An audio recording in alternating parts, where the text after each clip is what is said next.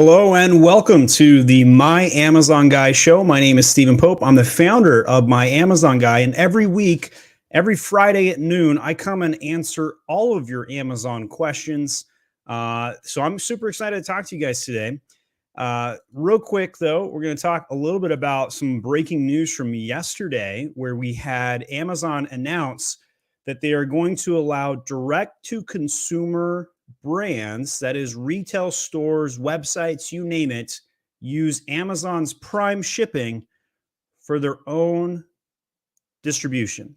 So that means you could have a Shopify or a WordPress website that uses Amazon's own Prime, and you get to keep the customer data. They still complete the checkout in your website, but they're going to get the Amazon Prime experience. This is a very large e-commerce development for the space because it means that that 2-day shipping is going to be easier to obtain at a lower cost, and you're not going to have to deal with all the costs yourself of having national warehousing across the country. Now, I think that this is definitely going to hurt Shopify because they're way ahead on the distribution channel game. So you may see Shopify stock prices be negatively impacted by this announcement.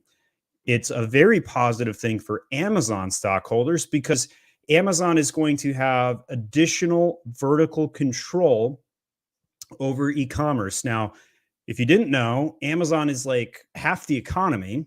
About 3 out of 4 households in the United States are Prime members, which is a significantly high number, right? So you got a lot of challenges, a lot of big things going on, hyperinflation right now. So it's nice to see some good news coming out of the Amazon space.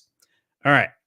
Also, other big piece of news and announcement on Monday, I dropped a really, really long, in-depth video on Amazon SEO. And if you haven't watched that yet, go check it out after today's session. It is a master class on Amazon SEO. If you want to help me out, leave a comment on this video with Amazon SEO in it. I'm trying to rank this for #1 on YouTube for Amazon SEO because I know that my video is way better than these other guys. But if you go into Amazon SEO like this is who's beating me with these rankings right now. And I haven't even heard of most of these people. So help me get to the top there, guys. Write a comment on that video. Super appreciate it. All right, let's jump in and start answering questions. John, you're welcome to queue us up here. We're going to go to stickers first, member questions next, followed by future members who haven't joined our channel yet. If you want to join the channel, hit that join button. Abdallah says, do we pay storage fees for the items that are in reserve, FC transferring, or FC transfer processing? That is a really good question. I actually don't know the answer to that. I suspect as long as it's checked in somewhere, yes, you probably do. The moment that you ship the item in, I believe the storage fees would start at that point. But that's a really, really good question. I might have to tap one of my good friends, Tyler Jeffcoat over at Seller Accountant, to find out the answer to this, because that is a numbers question that we need an accountant on. All right. If you guys know the answer to that, feel free to weigh in. I suspect yes, but we'll find out. We'll tag Tyler Jeffcoat to come in. Abdallah says, would you make a product standard size and pay less FBA fees, but more storage fees, or oversize and pay more FBA and less storage to get extra restock limit? Honestly, I think that the storage fees are very small, and the shipping costs of sending something out of FBA while going up 5% fuel surcharge added last week. I still think that you want to keep your FBA shipping costs as low as possible. I think that'll be significantly larger than oversize savings on storage there. Additionally, it's a lot more wasteful to just make your box bigger, for example, for no reason. So I wouldn't do that. And then finally, I would say restock limits might be a temporary thing. Who knows? Hopefully it goes away. But they're not doing it SKU specific anymore. They're doing it across the account. They could change that again. But because it's across the account, maybe you should diversify your portfolio But I don't believe restock limits is specific to standard or oversized. Storage limits is specific to standard or oversized, but not specifically on restock limits. So I don't think there's anything at play there. Karen, thank you for the sticker today. Super appreciated. Welcome back, Stephen. Jason really held it down while you were away. Kudos to him. I agree. Jason's doing a show every Tuesday. Now, over the past few weeks, I've grown a major interest in working for MAG. I'm in Toronto, Canada. Course of action. So, Karen, I appreciate that. You can go to myamazonguy.com/jobs. So if you do that, click on this nice nifty apply now button. This is new. We just added that in 2 days ago. And when you click this, you can put your application in. We'll have you take a culture index survey, and you can get a chance to work at My Amazon Guy. We're coming up on 300 employees. Can you guys believe that? 300 employees coming up on that. Here's some of our core values for those that are interested in working at My Amazon Guy: growth, eagerness, strategic communication, tech savvy, and get on base. We like to be soft on the people, but tough on the issues. And that has been a very, very successful thing. The other thing I'll mention about working at My Amazon Guys, we put employees first at the top of the pyramid. Our clients know this. They know if they mistreat our employees that we will fire them. And that makes for a really good culture. So we're surrounded by lots and lots of good people. I also made a LinkedIn post last night about Filipinos. If you're in the Philippines, we absolutely love working with you. We hope you apply. And I kind of made a joke about how sometimes the language used by the Filipinos on like onlinejobs.ph, they'll use some flowery language like, my heart is swooning for you to read my application. Feels a little bit like Tinder sometimes. But it's a blast. We absolutely love hiring highly detailed people out of the Philippines. So thank you for that, Karen. Hope you join us from Toronto. Can you speak on the delicate balance between PPC segmentation and PPC hygiene, i.e. 20 keywords in a campaign? Only 5 are getting impressions, so you make another campaign with the remaining 15. Honestly, you nailed it, Karen. But of this 15, keep going, only select few will get data again. First of all, doing this segmentation, is it recommended correctly? My concern is having too many campaigns running and clutter. So you can't have too many campaigns run. You can have too many keywords on an ad group. You can have too many ad groups and keywords on a campaign, but you can't have too many campaigns. Bulk template uploads are definitely the current thing to use. A lot of people use macros. Some people use some AI software. But honestly, what you just ran through with that example, if you have too many keywords on one campaign, let's say you have 20 keywords on one campaign, only 5 get impressions, that's pretty standard. So if that's happening, you may want to cap that keywords per campaign closer to 5. When I was at the Prosper show on the PPC panel, 3 out of 4 of the PPC experts said cap it at 5. I was saying cap it at 20. And I may have to rethink that because of repeated examples of what we've seen that some of the keywords just don't get impressions. So if you want the keywords to get impressions, you gotta separate those out into separate campaigns. Really great PPC question. We love PPC questions. Alex said, I sold a product that is patented in the US. It is true that I need to delete my listing to not get a patent infringement claim, or is it sufficient to just have the listing closed with 0 in inventory? Alex, I would go ahead and delete it, most likely. Let's go to part 2 here. I don't want to delete it because I want to have the possibility to transfer the listing together with the reviews to the German market at a later point. Fair point. I think the likelihood of somebody coming after you for the US patent infringement is pretty small if the listing is closed, but the risk is not 0%. So I think you could probably get away with it, Alex. I would go ahead and close it, see what happens. What's the worst that could happen? They just send you a cease and desist, and you're like, I've already ceased and I've already desisted. So what's the problem? I am not a lawyer, and patent law is way more complicated than trademark law. Trademark law, I'm a pretty good hack at. I probably say I'm better at trademark law than most trademark attorneys at this point. I filed 700 trademarks, so I got to know a thing or two about trademark law at this point. All right, let's go to the sticker question here we got coming in from HDF711. If you can find that for me, John, or go to the next question in line. Looks like it's here. Assuming PPC spend on top of search terms affects organic rankings, is there a tool, a way to track this? Example, raise bids on X search term, track the sponsored rank position, plus or minus. I don't think there is an absolute SEO PPC tool that will tell you the exact percentages and amounts to spend. However, a lot of keyword tools out there do an effective job of saying how many sales, regardless of where they come from, that you're going to need on a particular keyword to get it to the top of page one. So inside of Cerebro, I'm trying to remember what they label that column. I'll actually probably just pull it up on screen here and show it. And by the way, we've got Mother's Day coming up. If you need to get a Mother's Day gift before I raise this price up to $50 and you're in the United States, please feel free to check this out. I sold $144,000 of these in last Mother's Day's. A little bit weaker this year. I'm a little concerned. So my price is low right now to try and ramp the sales.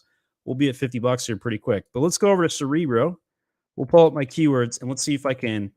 We'll run a new search. I actually just did my title. I redid the title on this product about a week ago to see if I can move the keyword rankings up on gifts for mom. Last year, I got it up to slot number 1 for a bit, which was awesome. So the Cerebro IQ score is probably not what we're looking for. There is a specific column for how much you need to sell of a unit to get it to the top of page 1. I'm not seeing that column right here. Maybe, I guess we could. So Cerebro score, some based on ratio of estimate search volume versus the number of competing products. The high score means a relatively high number of searches compared to the number of competitors. Low score means the opposite. But I do recall 1 or 2 years ago seeing a column specifically. Okay, here it is, the CPR column. I don't know what they call it, what CPR stands for, but estimated number of units that need to be sold over 8 days, resulting from a search for this keyword in order for the product to rank on the top half of page 1 for this keyword. So you should check this out. I think this is probably the strongest answer to your question here. And if you know that, hey, Mother's Day basket, that's going to take more sales to get to the top of page 1 here. I'm at organic rank number 2 on that term, which is pretty cool. Let's see how I'm doing on the gifts for mom. So if we go to phrases containing gifts for mom here, see how I'm doing. So I want to go sort this by highest search volume. So right now I'm in organic position 122. Not very good. I actually renamed my title Gifts for Mom with the sole intention of getting to the top of page 1 for that term. And I don't know if I'm spending enough on PPC because it's not registering the sponsored rank on that. Maybe we should change that. Maybe I'll go over to my campaign manager and just make sure I've got enough keyword campaign going on that term right now. All right, so let's go to the second part of HD's question. Are plastic corner guards on the outside of a carton allowed for products being shipped to fulfillment centers? Yeah, I don't see any problem with that. Just make sure you saran wrap the cartons so those plastic guards don't come off. I think that would probably be the most important thing. I'd say this is pretty common. I don't think there's going to be any problems with that at all, but I could be wrong on that. Let's go to the next one. I own a Swedish company with a trademark enrolled in Brand Registry. I plan to register and enroll a second brand in Brand Registry. I will set up a company in the US with a new Amazon account in the future.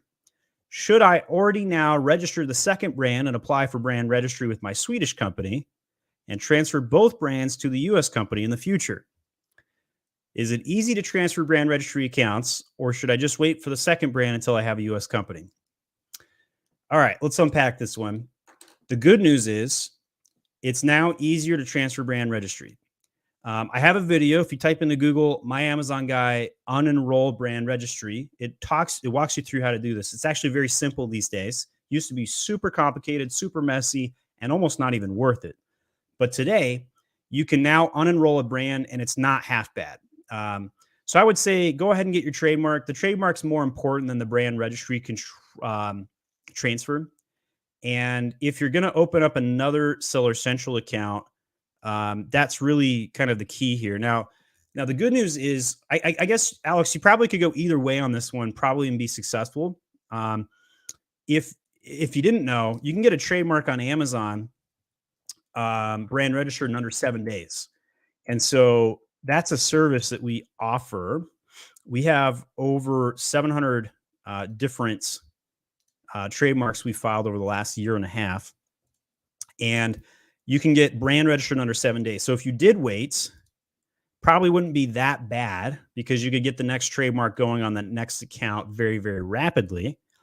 But at the same time, the faster you get your trademark in place, the more IP protection you have. And so when in doubt, file the trademark. So I'm going to go with that as the answer. Go ahead and file the trademarks, get them out of the way. I recommend US-based trademarks if you're selling in the US, and I hope you use my Amazon guide to do this. $825. If you buy it right now in the next hour, we might even get it done same day for you. We're very, very speedy quick on that. Jeffrey Vallon, good to see you, buddy. In the campaign section under the new to brand NTB column, is the stat very accurate, or is there a customer search behavior that will cause the stat to be incorrect? I think it's accurate. We won't have any way to prove that, however, but I'm confident it's accurate because Amazon has the data on this. They know if they've bought from your brand before. It's a super easy database thing to track. And so, like, if the only way you could game this as a consumer is have more than one Amazon account. But if my name is Stephen Pope, and it is, and we'll put that on the soundtrack, and if I buy on my Amazon account, and then a year from now I buy your product again, anything from your brand, a year from now, I'm not going to be new to brand. So we're going to go ahead and showcase what this is going to look like on the report, because not everybody knows the NTB data. So we're going to pull this up. So I'm going to share my screen here. So in here, and I didn't filter anything. I just kind of ran with whatever was up. So you can type in one of the columns here right there by custom columns. In the available metrics here, you have the NTB right here, number of new to brand orders. Going to hit apply. And on the right, let's see, where do they move NTB? I just enabled it, I swear. Oh, okay, I have to scroll to the right. So then here you can see new to brand orders.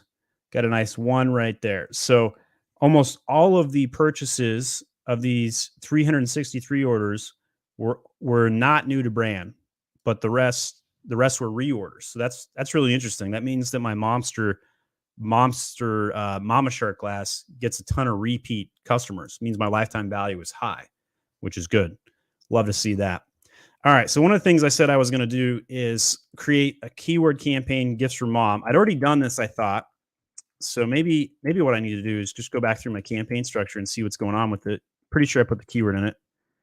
Not seeing anything with the exact match on this. So exact match spa box.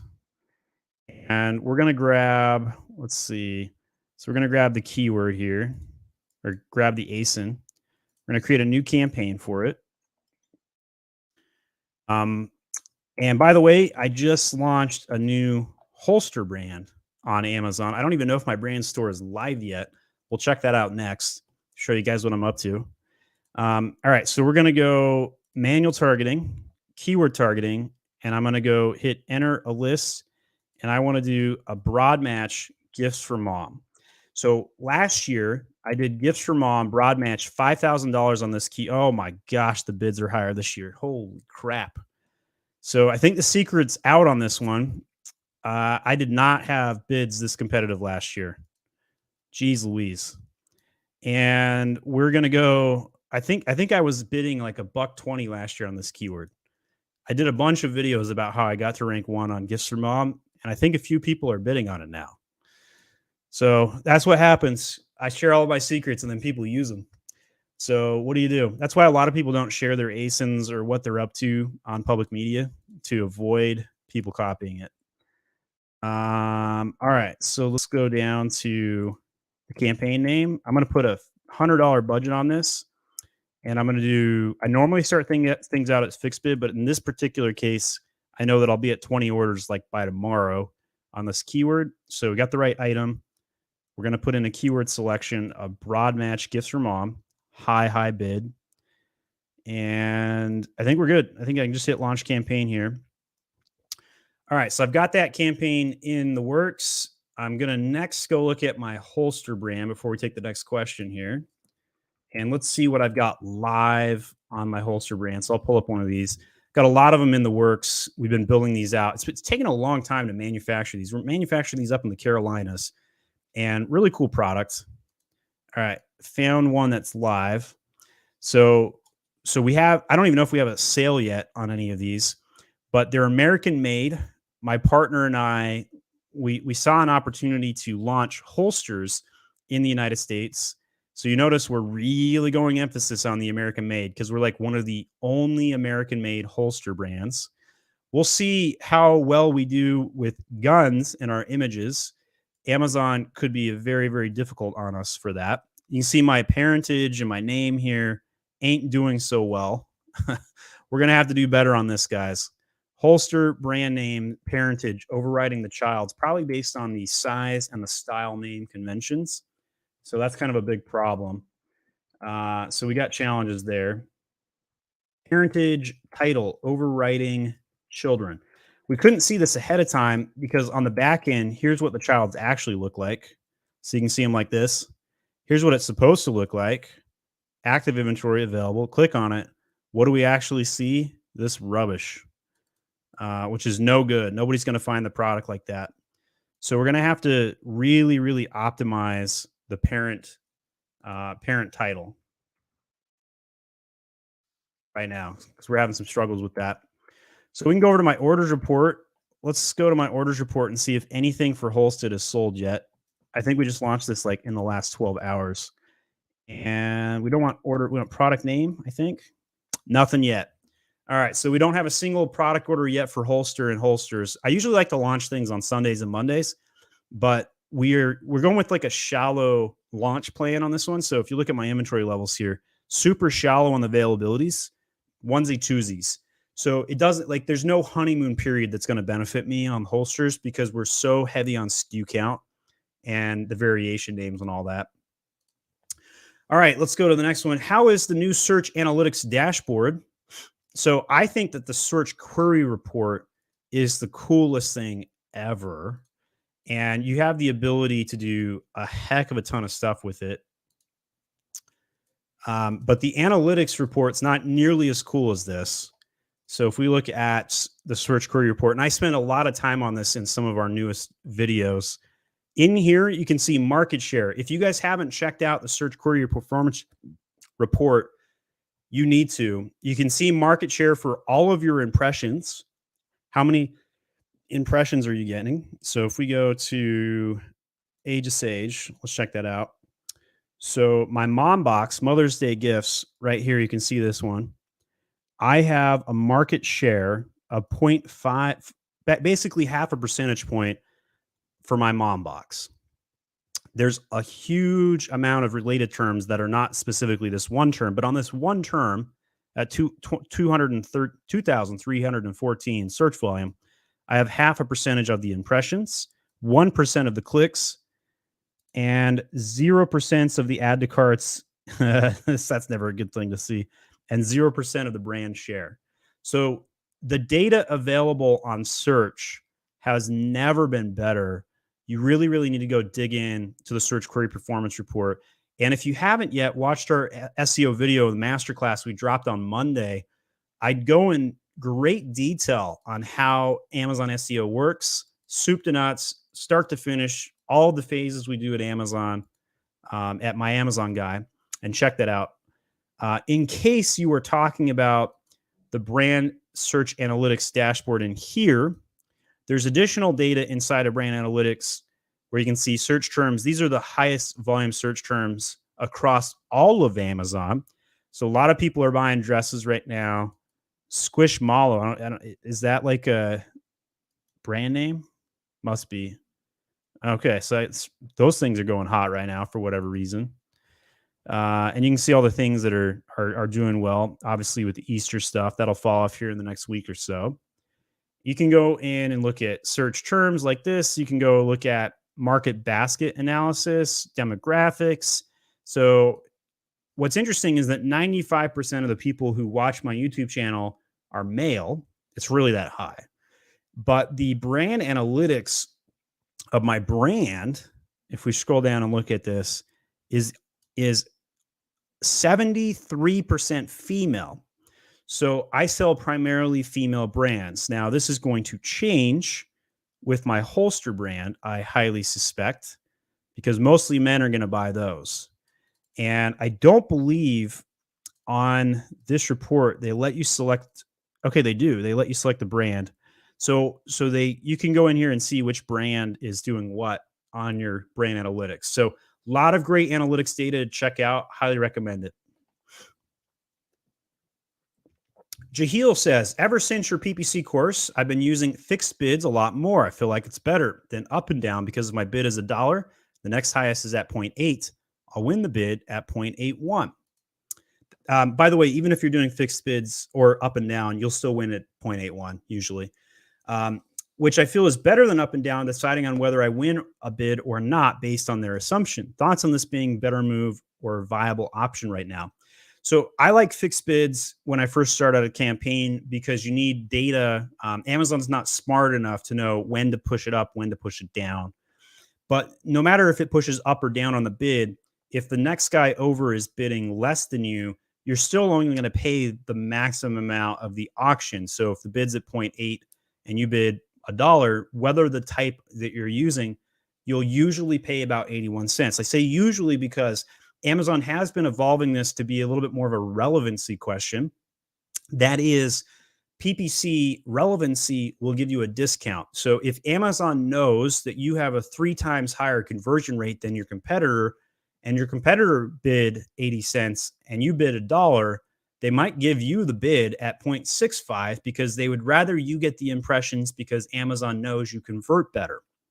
Now, this is not always true. Nobody knows what the percentage discount might be, but for the most part, it's logical. It's logical that Amazon's going to give you a relevancy PPC discount. So I am still a fan of doing up and down.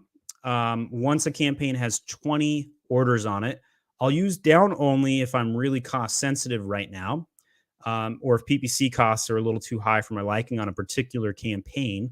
But fixed bids, generally speaking, I usually only do that on new campaigns. Now, if you have been sleeping for the past 2 weeks and you didn't know, we launched what's called MAG School, and I have to open up an incognito browser because it auto logs me into my dashboard.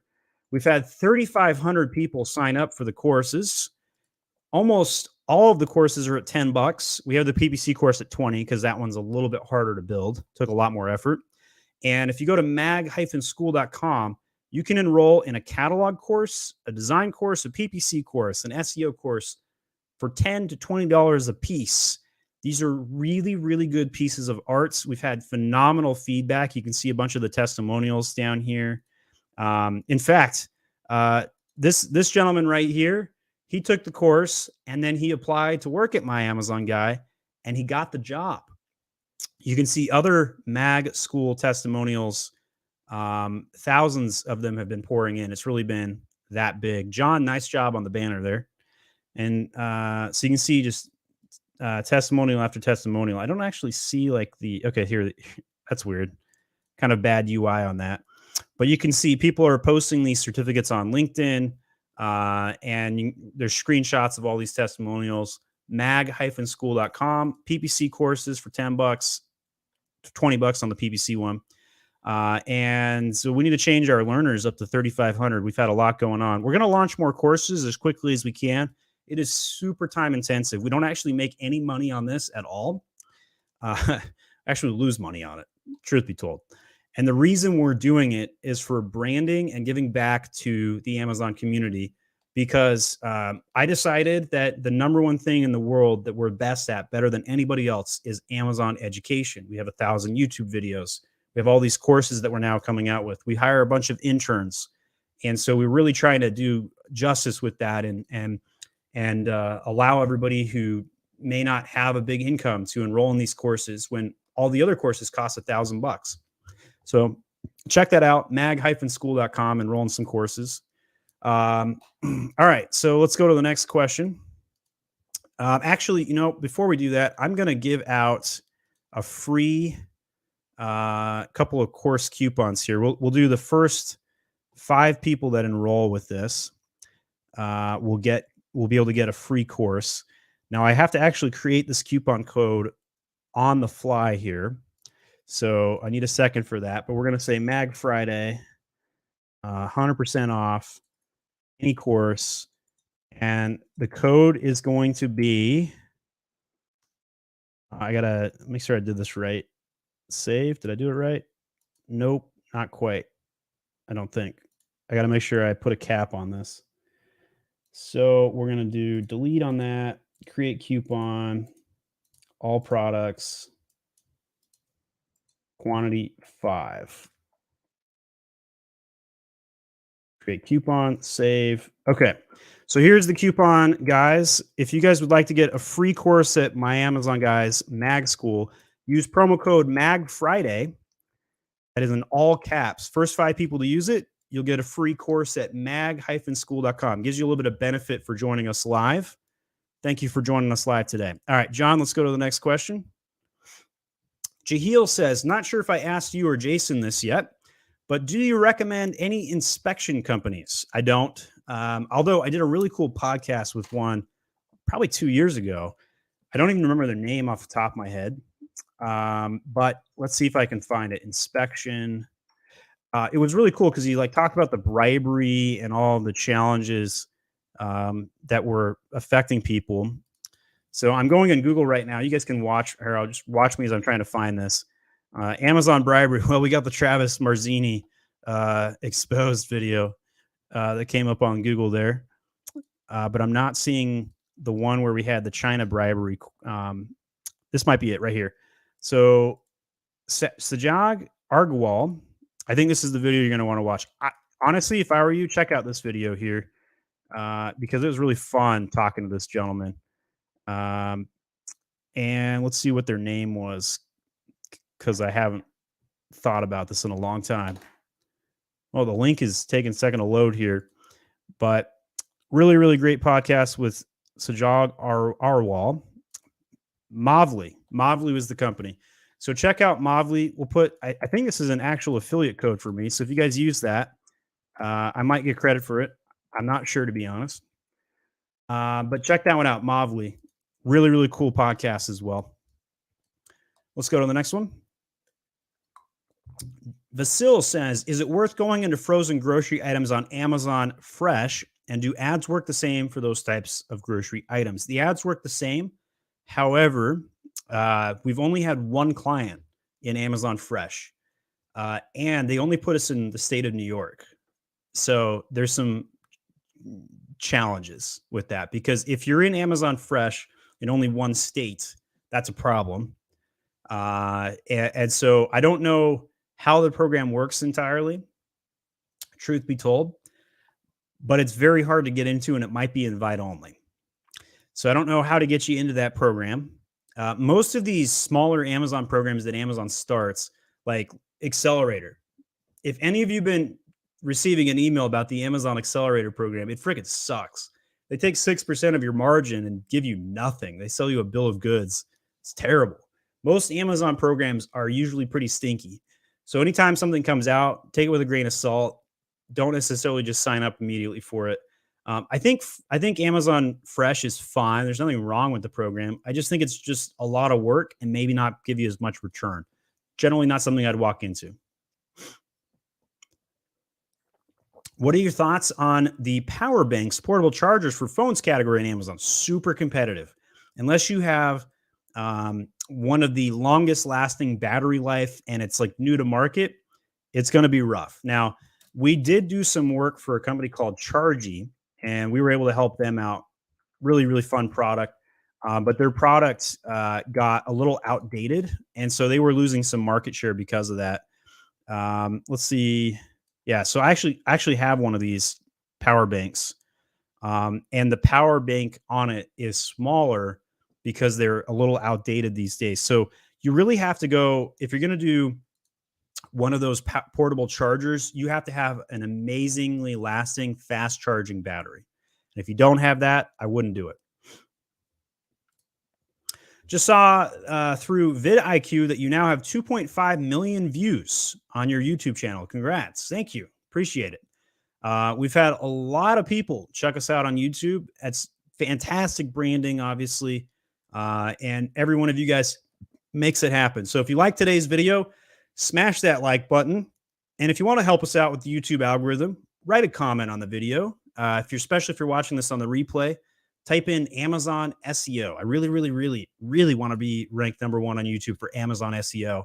And that is because I'm the world leader on Amazon SEO, but not on YouTube, not yet. We're going to change that, though. I'm going to work really hard to rank #1 for Amazon SEO on YouTube. Then I can make the claim that I'm also really good at YouTube SEO. We'll see if it works. We'll see what happens. Vaisal says, what % of interns do you hire living in the U.S. compared to other countries? Very low in the U.S., believe it or not. We might have maybe 2 interns in the U.S. at the moment. I would say 80% of our interns are in the Philippines, maybe even more than that.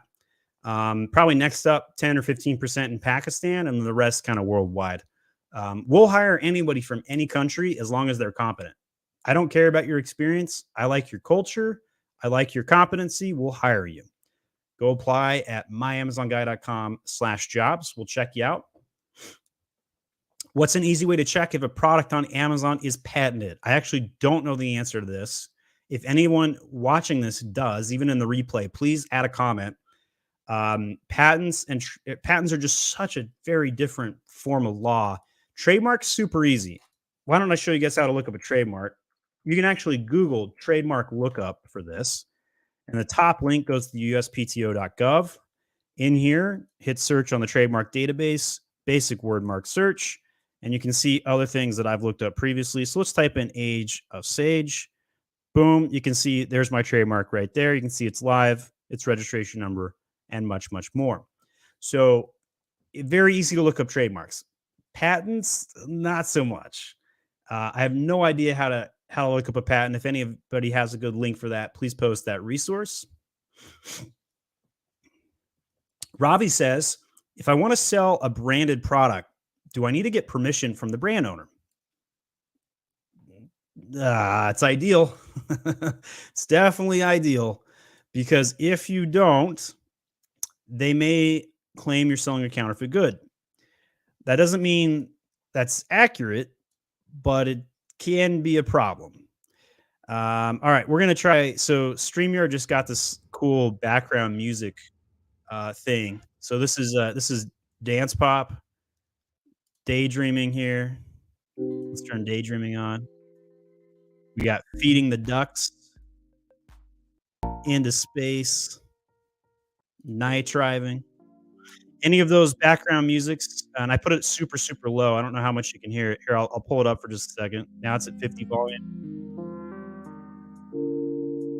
Going at 100% volume.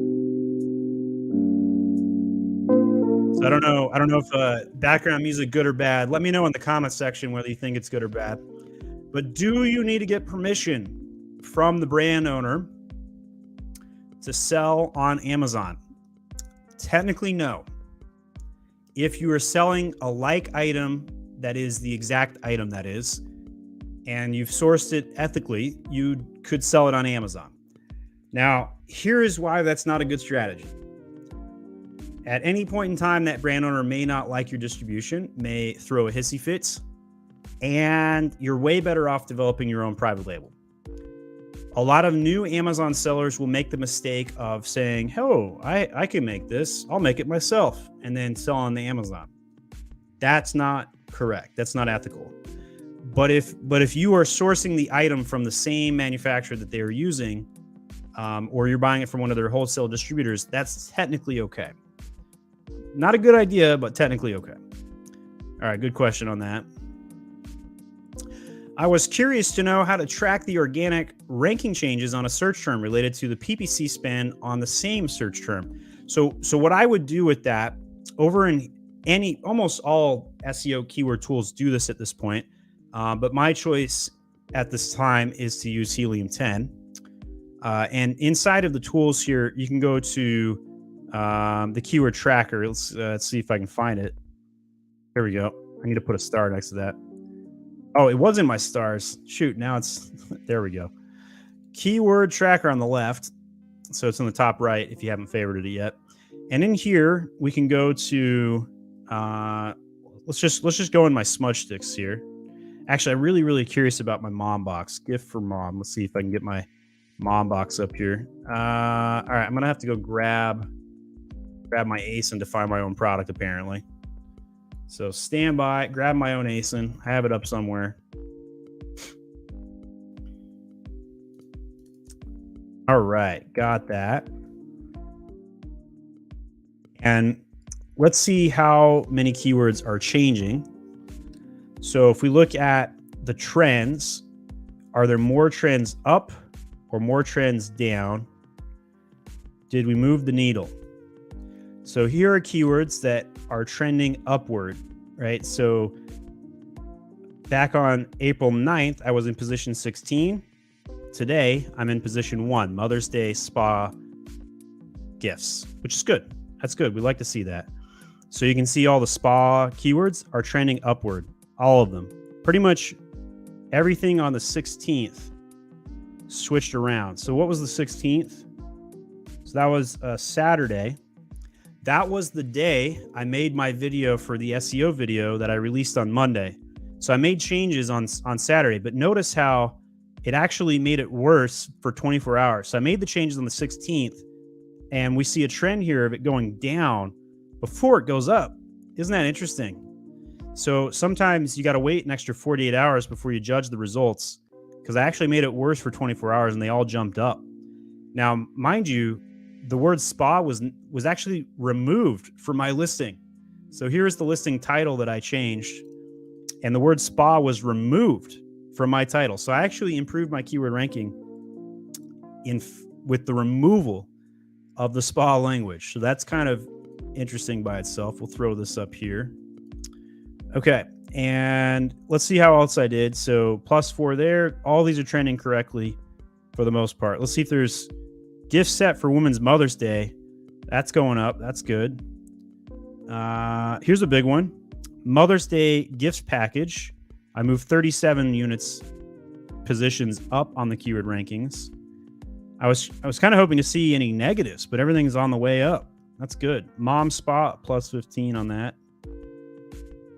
One that's kind of static here, gift box for Mother's Day, but nothing falling off a cliff. Pamper Mom gifts. These are all low search volume. I kind of want to do the top search volume. I want to know where I'm doing on Mother's Day gifts. I'm in position not even indexed. That's not good. Mother's Day gifts. Okay, we're getting some movement here. So on the 16th, I made a change and I went to position 53, up from 166. That's good. But it's all over the place. I got as high as position 11 on the 20th. So the 20th, what day of the week was that? That was Wednesday. So I got really high Mother's Day gift. And here you can see I'm trying really hard to get some exact matches on keywords. So this is how I use Keyword Tracker to see how things are doing. All right, I'm going to go back to your questions here. I spent too much time on that one, but I think you might find that interesting to see how I did for my changes on Saturday. Your show sounds like car repair waiting room with the music. I finished the MAG PPC course, got 29 out of 30 on the exam. Of course, the only question I got wrong was the very last question, but I don't know how it's wrong. Can you tell me the correct answer? I'll paste the question. It was, so here's the trick, right? Once you make a course, you make a certificate or a quiz. We're now going to be revealing one of the questions of the quiz live here, so you have a leg up. Go ahead and put it back on screen here, John. The way we're going to circumvent this is we're going to keep adding new questions in.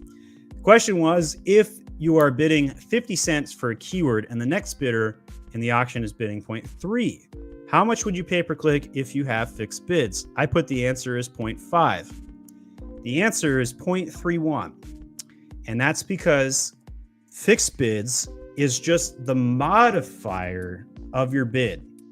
It's not how much you actually bid. This may take a second, so I'm going to spend some time on this one. It's an auction. It's an auction house.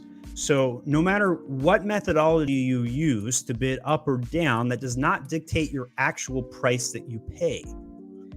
The bid modifier allows you to bid higher, but doesn't necessarily mean you're paying more. So if the highest competing bid is at 0.3, and assuming there was no relevancy questions of any kind, the correct answer would be 0.31. And that's because you're only going to spend as much as the next guy's not willing to pay. That's why it's called an auction. So really great question, Karen. That one does stump a lot of people. And perhaps I need to spend an entire video on this topic because it's a really, really good one. All right. So I'm going to switch over our that was the night driving music. Let's put the rock music on. Let's see what this one sounds like. Basil says, what's the easiest way to remove a child ASIN from a parent? There is not a probably. Yeah, I don't like that. We're going to go to acoustic cinematic. So I would say parentage is a 9 out of 10 on difficulty level. The amount of difficulty with parentage is at a 9. The only thing better or more complicated than parentage right now is UPC changes. Brand name changes, also a 9, but UPC changes, that's a 10. So when you're doing your catalog work, parentage work, not very, very fun. Now, what I can show you is on the back end of Seller Central. If you want to delete the entire parentage, that part is super easy. Click a checkbox, action dropdown, delete. That'll immediately delete the parent, but all of the children inside of it will disappear. Now, if we only want to delete one child from it, you couldn't just come in here and delete the child. That doesn't work. So there is not a really easy way to answer this. Probably the easiest way is a brand registry ticket, truth be told. If you ticket them and ask them to remove one of the children from the parentage, that's probably the easiest way. Otherwise, you would have to delete the parent and then reload the children that you want to keep into the parent.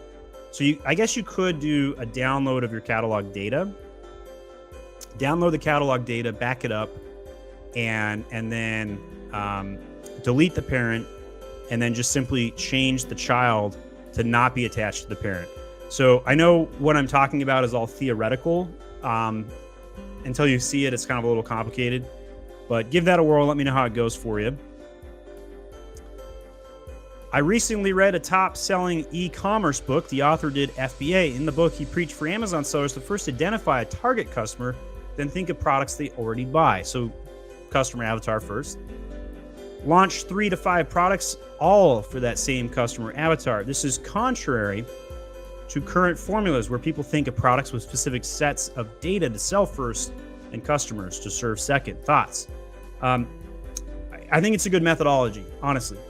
And here's why. If I, with my background in chess, I know the chess selling community better than anybody else. By the way, one of our longtime listeners sent me this nice chess set.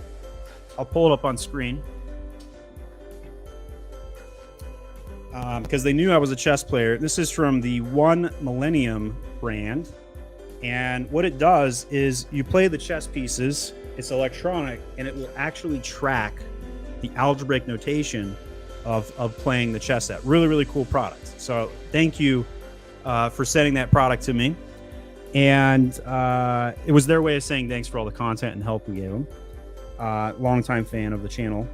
Anyway, so if I was going to make a series of products for the chess community, I would know exactly what to do. I'd buy products like this. I would have chess pieces. I'd have chess notebooks. I'd have chess bags.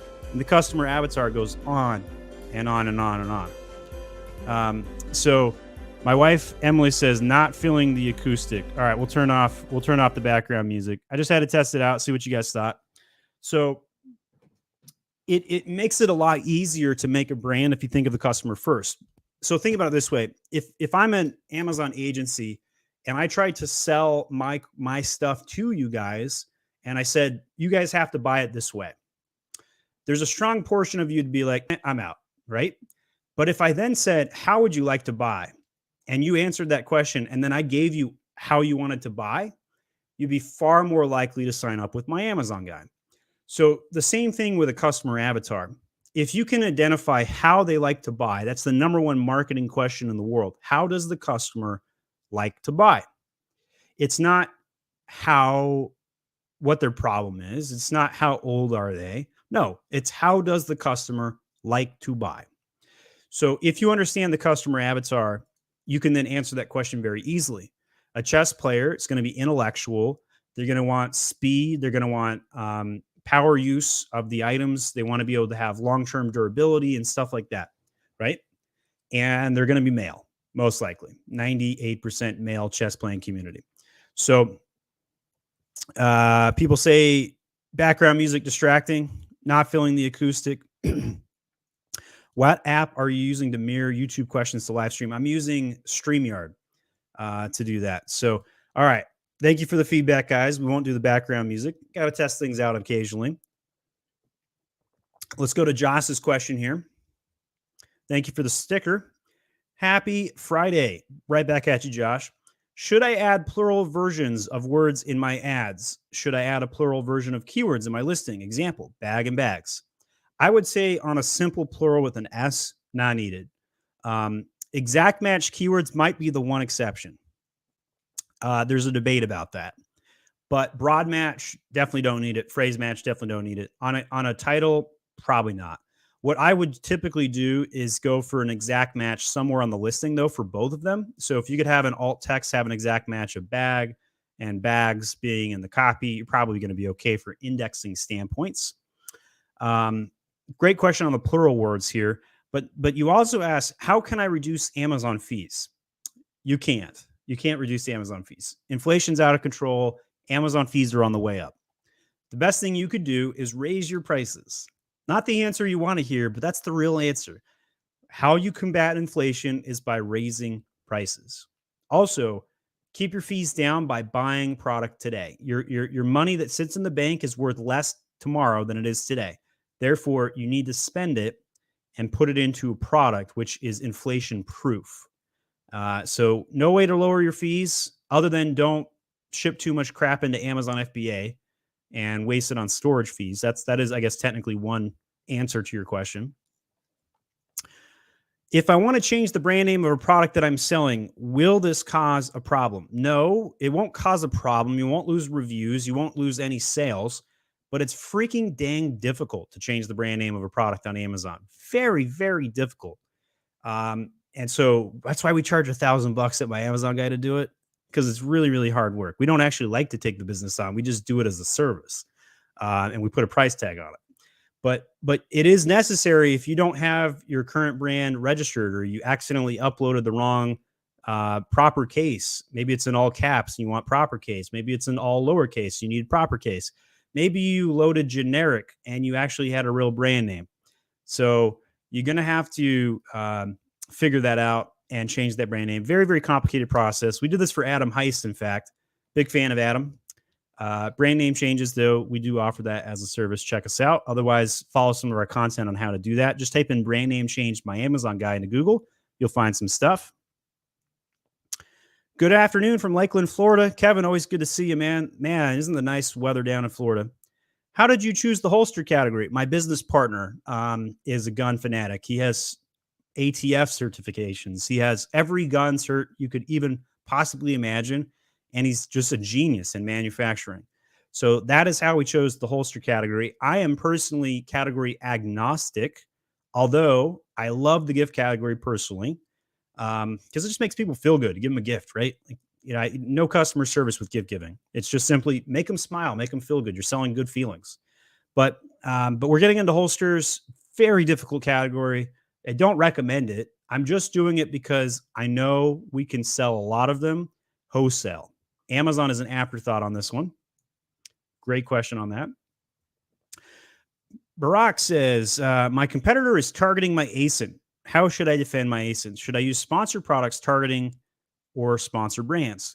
So I believe what he's referencing is the sponsored product showing up in products related to this item as well as down here in compare, not the compare. This is organic right here, but products related to this item down here. This is another sponsored product row. So if you advertise here on your own ASIN, you could actually advertise on your own products. We do this a lot of the time for some of our brands. We'll actually advertise on our own product, and you'll see like our own product showing up here. It's called defensive ASIN targeting, and that's how you would defend yourself.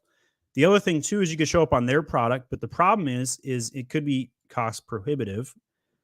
Sponsored products on ASIN targeting is not as effective as a search term, unfortunately. Great question.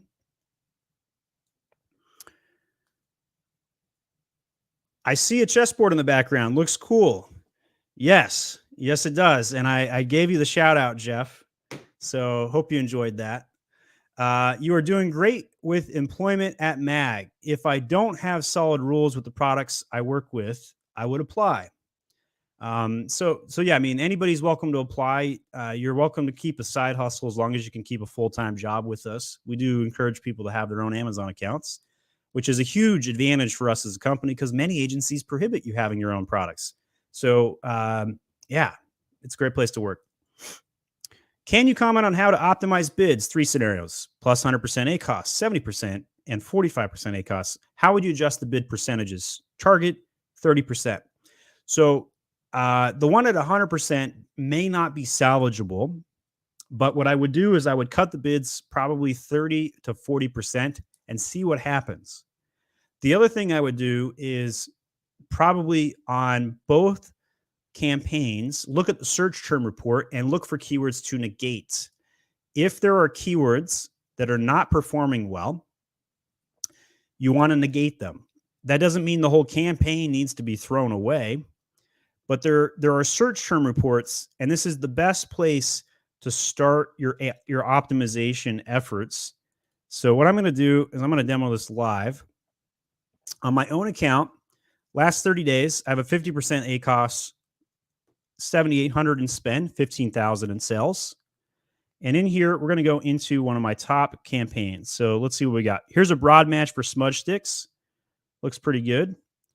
And I can't see the far right, so I'm going to scroll over. And I've got a 37% ACoS. It's doing pretty good on that one. Versus Mother's Day, broad match 1 keyword mag.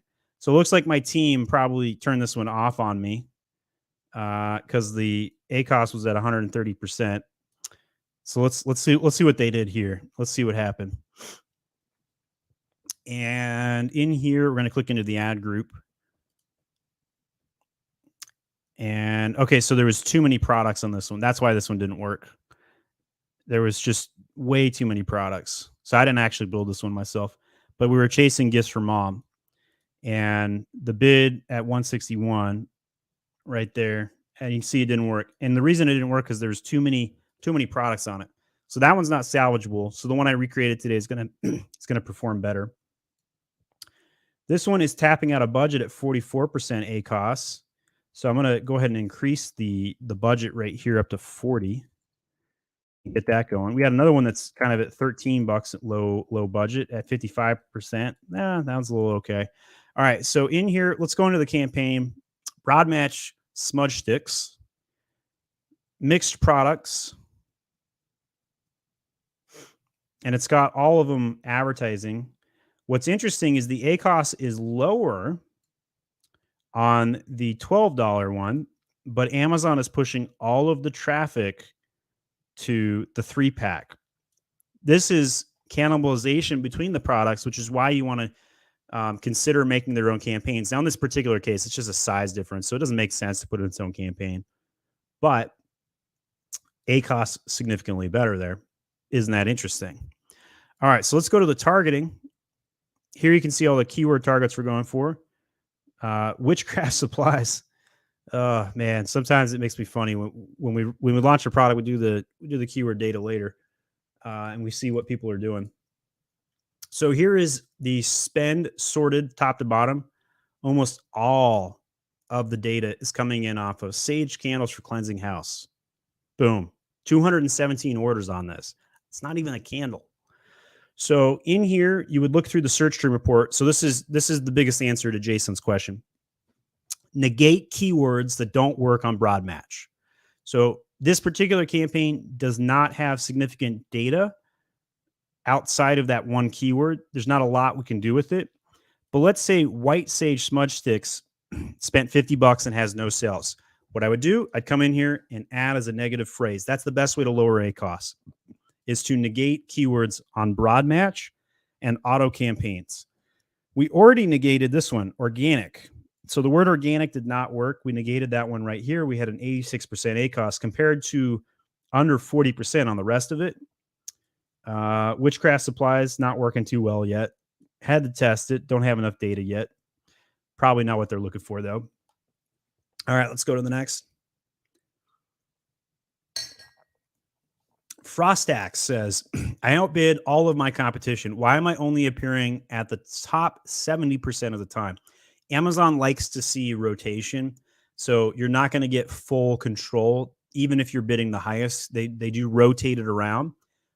There's not an open rule set on how they do the rotation, but being there 70% of the time makes perfect sense to me as a platform. That's exactly what I would do if I was Amazon. Great question. So I'm running out of steam, so I'm going to do the next questions in rapid succession, just to warn you, John. Jason says, could you demo how to download your catalog data for backup? So I have a video on this, and let's see if I can find it in Google here. So I just Googled my Amazon Guy catalog backup. This is the one. How to fix stuck titles. That's a pretty good one. Let's type in title backup. Let's see if that gets what we need. I do think I do the demo on this one, like how to, because you want to back up everything before you fix stuck titles. So check that one out. Let's get new chapter says, any advice on what other platforms to expand my brand already selling on? Amazon UK since last year. Well, the US market's a no-brainer. Definitely get there. Then Canada and Germany, those two from an Amazon standpoint. Outside of Amazon, I'm a big fan of Etsy. Etsy is my number 2 marketplace for many of the brands that work on Etsy. Walmart is super bad. It's almost not worth doing Walmart. eBay is easy and about the same size as Walmart for most of our brands that work the platform. Certain brands do really well on eBay, like jewelry, anything precious metals related does really well on eBay. Collectibles does really well on eBay. Whereas jewelry and collectibles do terrible on the other platforms. So certain categories do better or worse. Cheryl says, PPC, do you ever let a campaign run without sales, considering it top of funnel awareness, important point of contact, though the sale and attribution might be coming later? Yes, within reason, but if I spend $50 on a keyword or 20 clicks with no sales, I'm probably not going to keep doing it. Now, if it's a new product or I'm really trying to get orders going, I might sustain some damage for like $1,000 or $2,000, like I'm going to do on my mom box, right? Like I'm losing money going into Mother's Day. Why? Because 10 days before Mother's Day, I'm going to hit a huge uptick and I'll sell like 1,000 boxes within like 4 days. And so I have to take the damage right now to get the position and jockey for position. But I wouldn't do that permanently. You can't sustain long-term, no sales, top of funnel advertising. Cheryl, you'd be better off using like display ads or DSP or Facebook ads at that point. It's just not worth it to do for sponsored products or brand headlines. Iman, retail reports show e-commerce sales down for the past 2 months. Yes, this is happening. My own wine glass and beer glass brand is down 50% year over year. It's bad. It's because people are spending their money on staples right now. They're not spending their money on stupid, funny wine glasses. Gas prices, other segments, food costs are up. We're going to see major famine and food shortages within the next 10, 12 months. Those are Joe Biden's words, by the way. Trends also show people are spending more on travel services versus products. Thoughts for 2022? Yes, this is going to be a difficult year. Very, very difficult year for everybody across the economy, not specifically Amazon. Amazon will make your life easier. I'm a huge bias for Amazon. Obviously, I'm my Amazon guy, but I think it's never been a better time to be on Amazon. I think all of the problems and constraints we're talking about, inflation, costs going up, Amazon still will be the best place to sell products in 2022 for a very long time. Yeah, that's pretty much the answer on that one. What is this new PPC rules tool that is in beta with within Amazon Campaigns Manager when you're creating a campaign? Wondering what it can do. Saw it in the beta. I'm actually not sure which one you're talking about, and I'm short on time today, so I can't do that one today, but I'm going to come back to that, maybe make a special video. Thanks for the shout out, Zachary. With Amazon new reports, can you see what products are selling on what specific keywords? Yes, you can. Search query report, or only if it's showing the brand analytics. Amazon search terms by typing in your ASIN. No, you really want to check out the search query report. It is amazing, amazing data. I demo this in 2 videos on the last week. How do customers find your products is the title of the first video. And the other one is the SEO Master Class video I did on Monday. So check those out. Search query performance report, super, super, very, very good data. ASIN shows the keyword for your brand. Justin says, Amazon lost 160 units from an FBA shipment with partner carrier in December. Still investigating. Any way can push them to just file reimbursement. Yes. 2 solutions for you, Justin. Solution number 1, file an FBA ticket, give them all of the ID and information, and just simply say, pay me for the items you lost. That ticket will often work. Fail that, check out my refund guy. We do clawbacks for this very service, lost and damaged units, mishandled returns, refunds, lost inbound shipments, you name it, we handle it. First $500 is on us, followed by 25% commission on anything we do for you. Don't pay us anything unless it works, though. So check out myrefundguy.com. Maman says, reviews not merging between variations. They do for competitors. Any tips to solve for this? Some categories have stopped sharing reviews. I do predict that Amazon will stop sharing reviews across variations on all categories sometime in the next 2 years. So the only thing I could say is make sure the brand name is the same on all the variations. Make sure the category is the same. And you may want to do a template upload to make sure that there's a category ranking set on each of the products. Those are common bugs and reasons why reviews won't share on the variations. Other than that, simply file a ticket and ask Amazon. Doesn't work in 2022 very much, but it can. 1 out of 100 chance, pretty low. Good question. All right, we got last one. I thought I saw something about the MAG School courses in there, John. So hunt that one. I think it was Carol on Facebook. Bought 2 courses. Looking forward to growing our store. Thanks for checking out MAG School, Carol. Appreciate it. And last question today, go ahead and put it up on screen. Are you team Manus Carlsen, Gary Kasparov, or somebody else? Well, I would say that Manus is absolutely the greatest chess player to have ever played the game. There's no doubt in my mind. So I'm going to go on team Manus on this one. Gary was a cool guy, a little old school these days. But Manus literally is the greatest chess player to ever play. Like, would beat Bobby Fischer by like 7 out of 10 games. That good. Like, he's freaking amazing. So I played chess on the national circuit. I played in the U.S. Open. I won an under 2200 division in the U.S. Open in 2004 or 2005, one of those 2 years. Had lots of fun. I sweat more playing chess than I do working out. It's a fun game. That is the My Amazon Guy show today. If you like the show today, please write a comment about what you learned. Even if you're watching this on the replay, I just really, really appreciate your help with us trying to rank these videos on YouTube and find other people. If you haven't, share one of these videos with somebody you know to try and spread the good word.